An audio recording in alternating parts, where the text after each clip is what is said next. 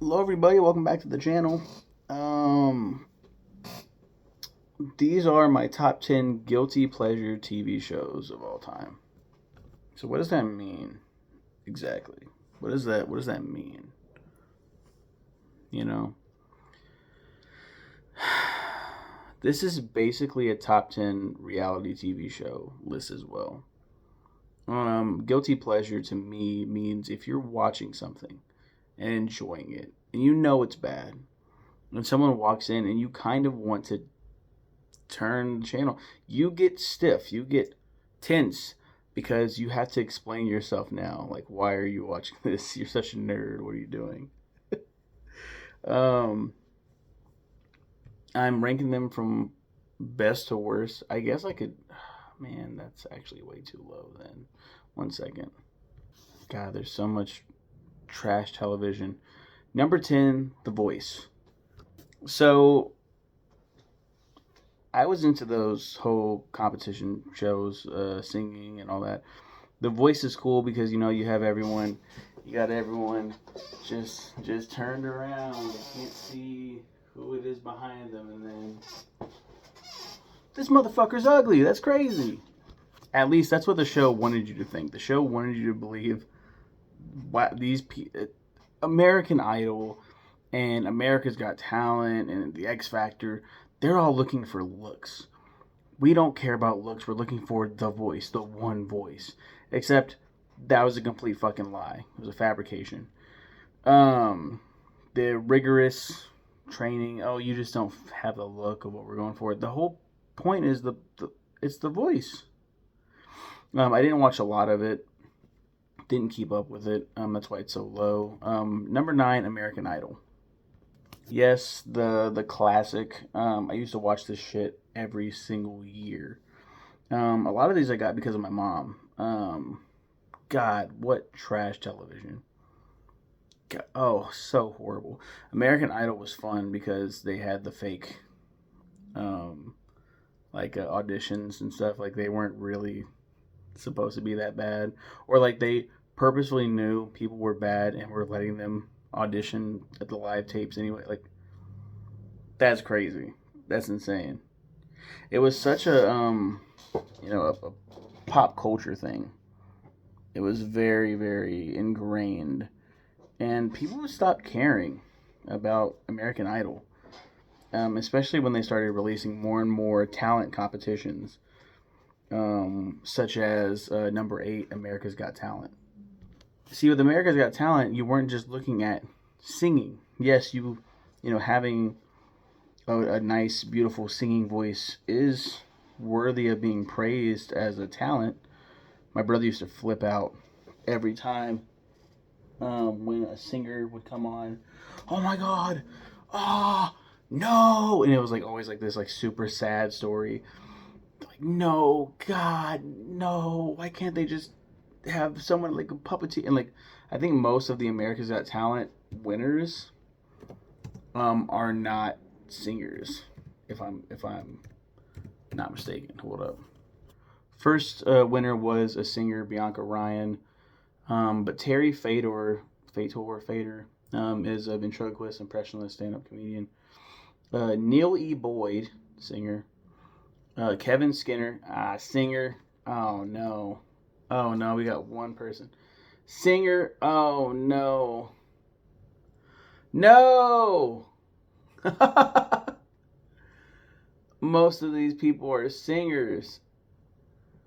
Okay, wait. No, we got now we're picking up speed. Okay, singer again. Oh man, it looks like about half and half right now. Darcy Lynn is a ventriloquist and singer. Oh my goodness. Cody Lee. Brandon Leak is a motivational speaker. How did he? Oh, so he's a spoken word poet. Dustin Tavella, singer and magician. Dance group. Okay. Okay, a lot of singers. Damn. Maybe my brother was onto something. Anyway, I love the judges. I love how they got on. Like the judges with American Idol were so like, okay, whatever. Cool. Like it's the same thing. It's familiar. Um, when they started changing up the judges, that's when they started losing shit. Uh, yeah, America's Got Talent was crazy. Um, Number 7 is I Love New York. Um, Flavor of Love, which is my number 6. Spoiler alert. Flavor of Love was a dating competition where the prize was Flav. Um, hell of a prize. Very weird concept, and it was so amazing. New York was a contestant on that show, and very beautiful, honestly. Um, and she had her own spinoff, I Love New York. Of course, the you can't beat the original. You know, they tried so many like Rock of Love and Real Chance of Love. Like, oh my God. Like why? A Shot at Love with Tila Tequila. Ah, my head. You can't beat the original though. I almost put on Hogan Knows Best on here, but that show fucking sucked. Number 5, Who Wants to Be a Superhero? This competition followed a bunch of would-be superheroes that they want to have a comic book. Um, who wants to be a superhero? They want to be a comic book character. Um, there are only 2 seasons.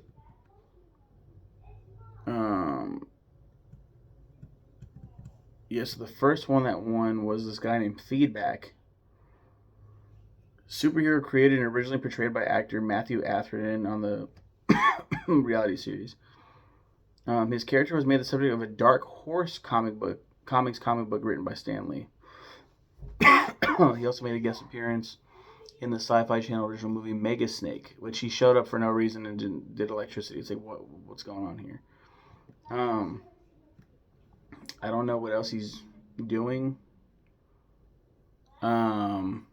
Yeah, but it was a very interesting concept. He absorbs powers from video game characters, generate a feedback field that disrupts electronics within 15 feet. Computer genius.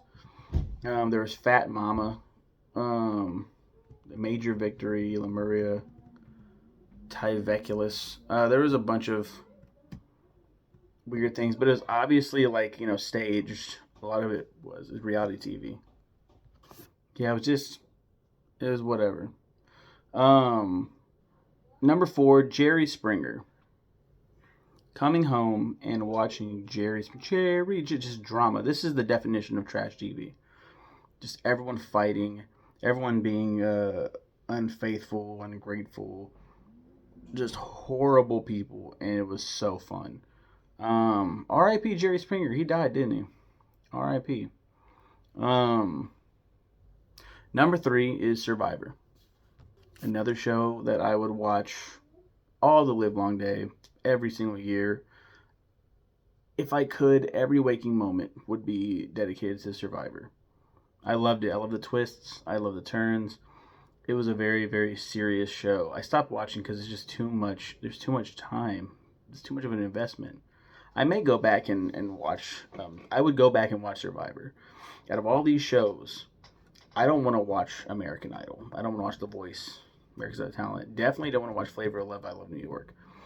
I could do Who Wants to Be a Superhero because it's only 2 seasons. There's a UK series where it's a bunch of children. Jerry Springer, no. But Survivor, I would go back and watch every single season and compare them, rank them, whatever. That's how much I liked Survivor, and I think I could get back into it. Number 2, Big Brother. This was me and my mom's jam, son. We would watch this every single year.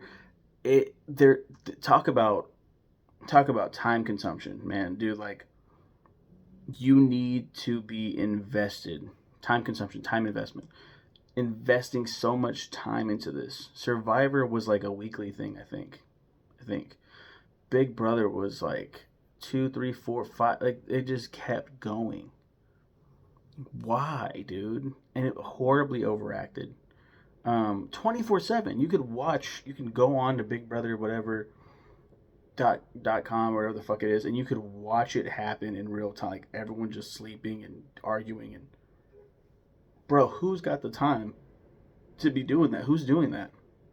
Are you doing that? Stop it. Go find other hobbies. That's crazy, dude.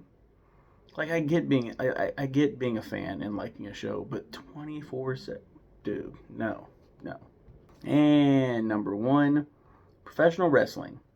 Don't care if it's WWE, Raw, SmackDown, NXT, the new Evolve show that just dropped, Speed on Twitter. Um, I think there's more shit. I can't think of it right now.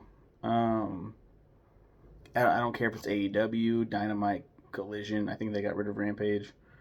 I don't care if it's TNA, Impact Wrestling. I like professional wrestling. I wasn't going to have it on this list originally because I don't feel guilty watching it.